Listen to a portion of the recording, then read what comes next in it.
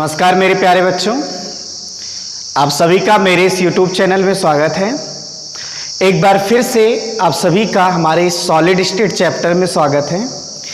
जैसा कि आपको याद होगा कि मैंने आप सभी लोगों को सॉलिड स्टेट में अभी तक टाइप ऑफ सॉलिड को एक्सप्लेन किया है।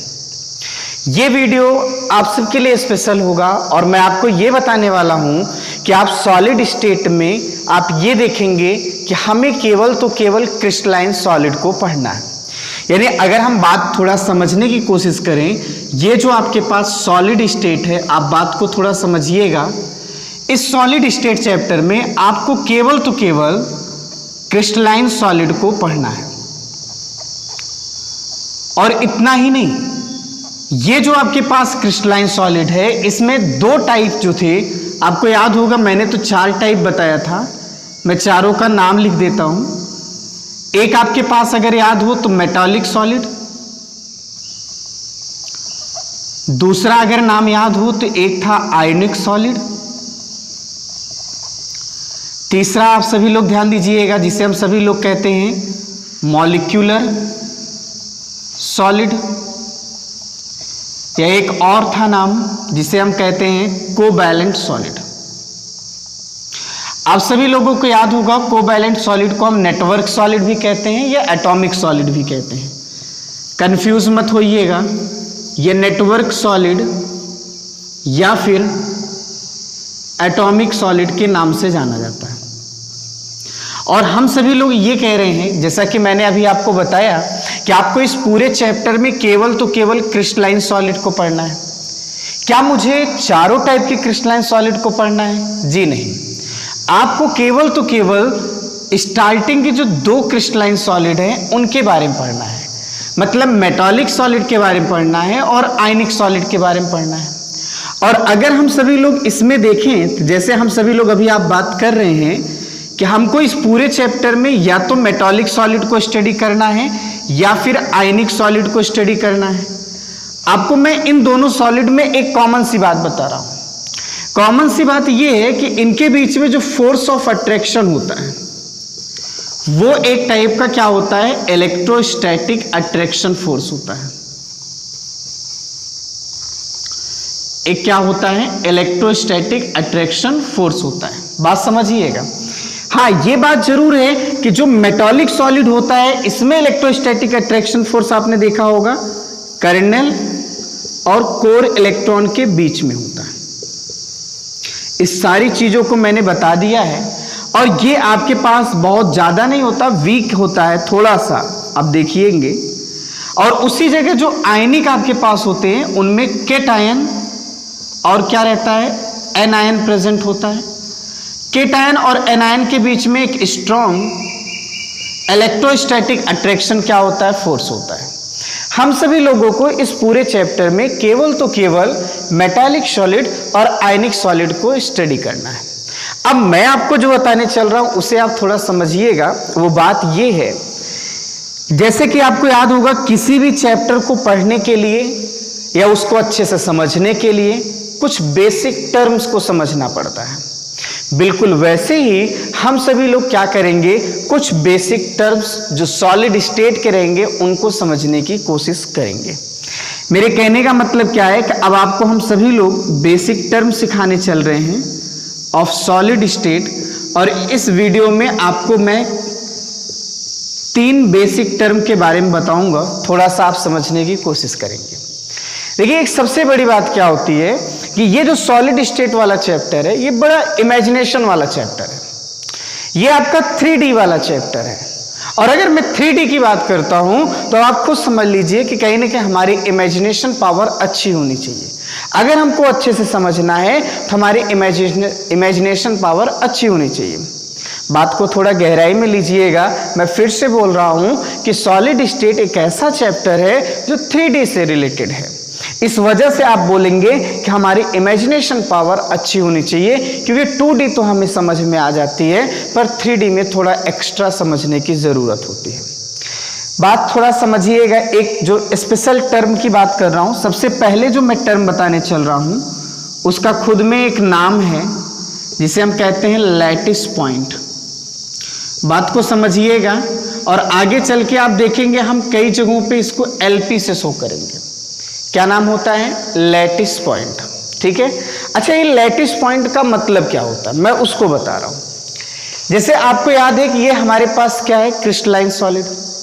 क्रिस्टलाइन सॉलिड की डेफिनेशन क्या थी जरा देखो, यहां पे जो पार्टिकल्स का अरेंजमेंट होगा एक लॉन्ग रेंज में होगा और वो भी एक ऑर्डर में होगा, एक फिक्स पैटर्न में होगा। मैंने आपको यही बोला था। मतलब जैसे आप बोल दीजिए कि भाई आयनिक सॉलिड है मान लीजिए, तो वहां केटायन और एनायन का एक फिक्स क्या होगा? पैटर्न होगा। मेटालिक सॉलिड है तो मेटल्स का क्या होगा? उनके पार्टिकल्स का एक क्या होगा? लॉन्ग ऑर्डर में, लॉन्ग रेंज में एक पैटर्न होगा, एक फिक्स पैटर्न होगा।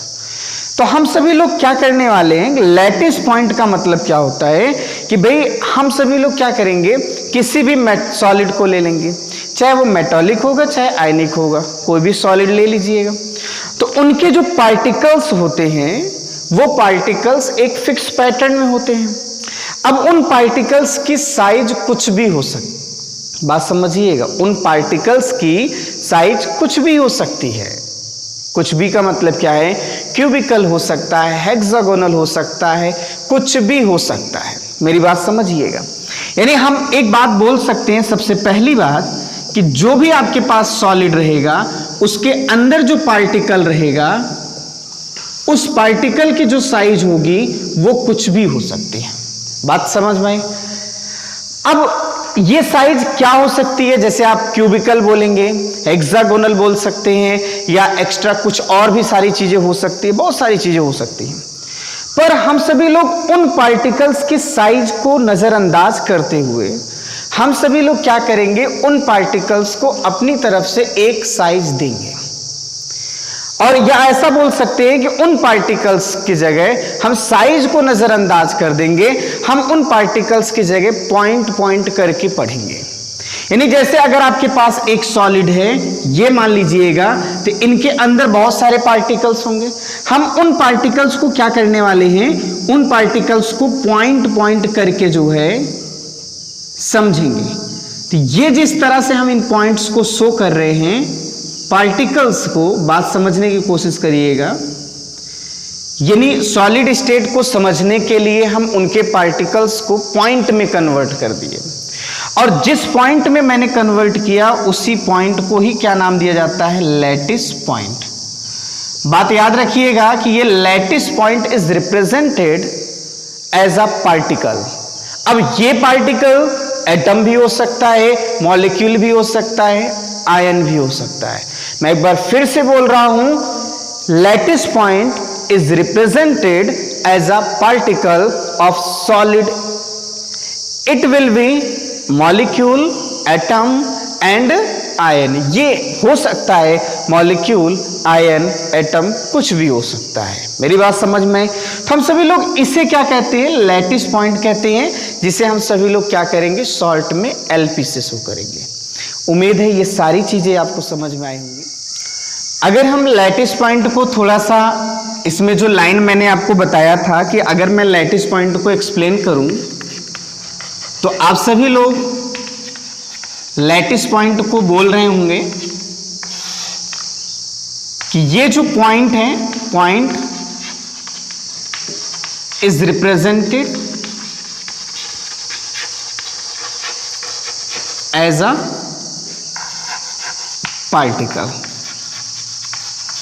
अब ये जो पार्टिकल होगा मैं लिख भी दे रहा हूं, एटम, आयन या मॉलिक्यूल, कुछ भी हो सकता है। इस बात को आप थोड़ा ध्यान में रखेंगे, ठीक है?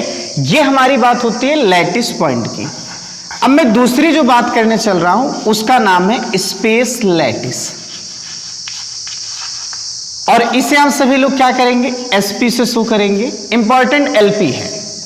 जब हमने देखा कि पूरे सॉलिड को अगर समझना है तो उनके पार्टिकल्स को हमने क्या क्या पॉइंट जैसा शो करना चालू किया। अब हम इन्हीं पॉइंट्स को स्पेस में अरेंज करेंगे। मतलब आप बोल सकते हैं कि जो हमारे पास लैटिस पॉइंट होता है, इस लैटिस पॉइंट को अरेंज किया जाए इन स्पेस। मैं लिख भी सकता हूं when lattice point arranged in space then we call space lattice. तब हम स्पेस लैटिस बोलेंगे, पर याद रहे एक फिक्स पैटर्न में। मैं इस वर्ड को इसलिए नहीं बोल रहा था क्योंकि मैं जिस सॉलिड को पढ़ रहा हूं वो तो क्रिस्टलाइन है। ये दुनिया को पता है कि इसमें पार्टिकल्स एक फिक्स पैटर्न में रहेंगे। अब मेरे कहने का मतलब क्या है कि जैसे ये आपके पास लैटिस पॉइंट था, अब हम लैटिस पॉइंट को क्या करेंगे, एक फिक्स पैटर्न में उनको स्पेस में क्या करेंगे, अरेंज करेंगे। अब मैं आपको बता रहा हूं, थोड़ा सा सिखा भी दे रहा हूं कैसे कर रहे हैं। अब जरा ध्यान दीजिएगा, ये जो अरेंजमेंट होगा ये 2D भी हो सकता है, 3D भी हो सकता है, पर ये चैप्टर स्पेशली क्या है, 3D वाला है। इसलिए आप समझिएगा, स्पेस भी बोल रहा हूं तो मेरे कहने का मतलब है कि हम स्पेस में, स्पेस का मतलब 3D में चल रहे हैं। स्पेस का ताल्लुकात किससे है, 3D से है। बात समझ में। अब जैसे ये देखिए, हमने लैटिस पॉइंट को क्या किया है, एक फिक्स पैटर्न में अरेंज किया है।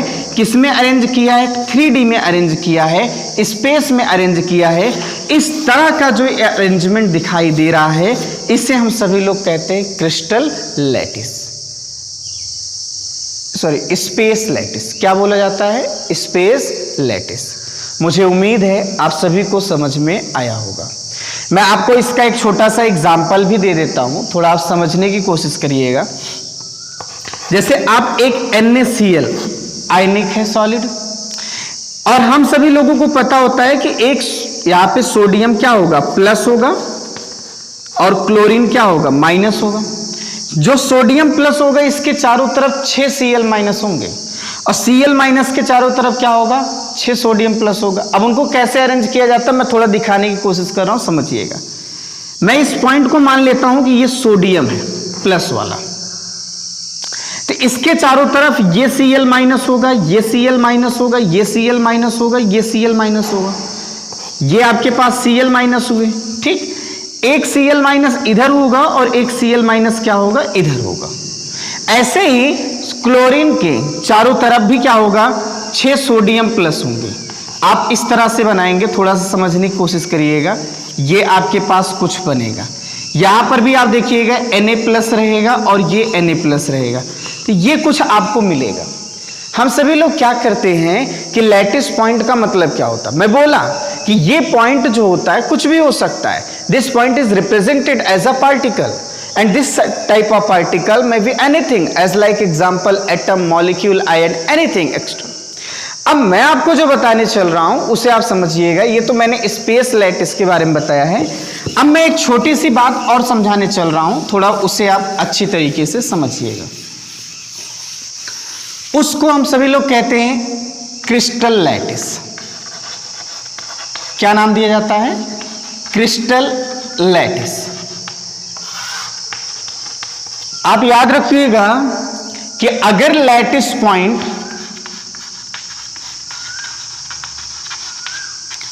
इज रिप्लेस्ड बाय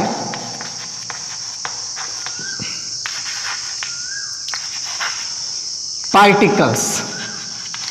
अब पार्टिकल्स मतलब क्या है, वो एटम भी हो सकता है, आयन भी हो सकता है, मॉलिक्यूल भी हो सकता है। मेरे कहने का मतलब क्या है, जैसे आपने ये लैटिस पॉइंट शो करा है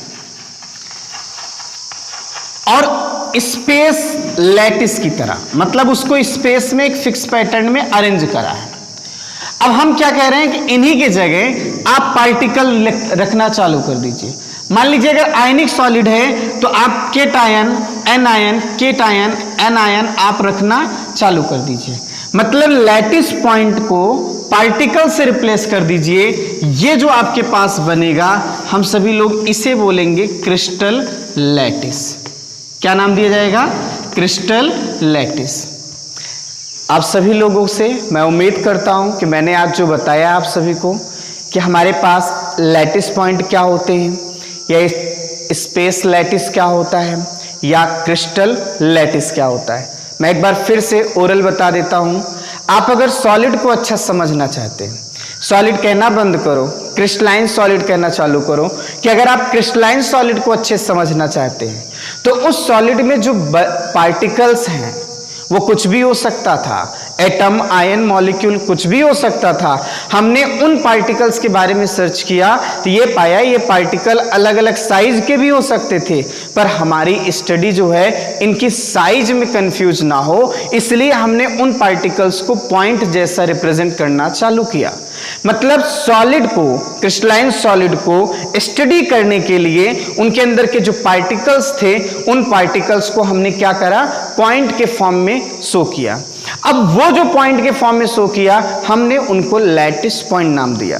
और अगर उन्हीं लैटिस पॉइंट को हम अरेंज कर देते हैं एक फिक्स पैटर्न में, स्पेस लैटिस कहलाता है। अब उस स्पेस लैटिस में जो लैटिस पॉइंट है अगर पार्टिकल में बदल जाए तो क्रिस्टल लैटिस होता है। मैं फिर से बोल रहा हूं, थोड़ा सा ध्यान दीजिएगा। एक आपने पढ़ा लैटिस पॉइंट, लैटिस पॉइंट के बाद आपने क्या देखा, आप देखे होंगे, थोड़ा सा आप समझने की कोशिश करिएगा। मैं एक छोटा सा ब्लॉक डायग्राम बना रहा हूं, उसे आप अच्छे समझिएगा। लैटिस पॉइंट, ठीक, ये है हमारे पास पार्टिकल। पार्टिकल को हमने किससे रिप्रेजेंट कर दिया, लैटिस पॉइंट को। और इन लैटिस पॉइंट को एक फिक्स पैटर्न में क्या किया, अरेंज किया। अरेंज किया वो भी कहां पे, 3D में। तो जो मिला उसे हमने क्या नाम दिया, स्पेस लैटिस। समझ पाए? अब इस स्पेस लैटिस में थोड़ा समझिएगा, स्पेस लैटिस में जो लैटिस पॉइंट है उस लैटिस पॉइंट को पार्टिकल में कन्वर्ट करना, ये क्रिस्टल लैटिस होता है। कौन सा लैटिस होता है, क्रिस्टल लैटिस। समझने की कोशिश करिए, ये पार्टिकल है किसका, क्रिस्टलाइन सॉलिड का। अब इस सॉलिड के पार्टिकल्स की साइज कुछ भी हो सकती थी, कुछ भी होगा। उन पार्टिकल्स को हमने पॉइंट के फॉर्म में कन्वर्ट कर दिया। अब ये पॉइंट क्या कहलाया, लैटिस पॉइंट। इस लैटिस पॉइंट को फिक्स पैटर्न में अरेंज करा तो जो क्या बना, स्पेस लैटिस। इस स्पेस लैटिस में जो लैटिस पॉइंट है अगर उस लैटिस पॉइंट को हम पार्टिकल में कन्वर्ट कर दें तो क्रिस्टल लैटिस होगा। उम्मीद है आपको समझ में आ चुका।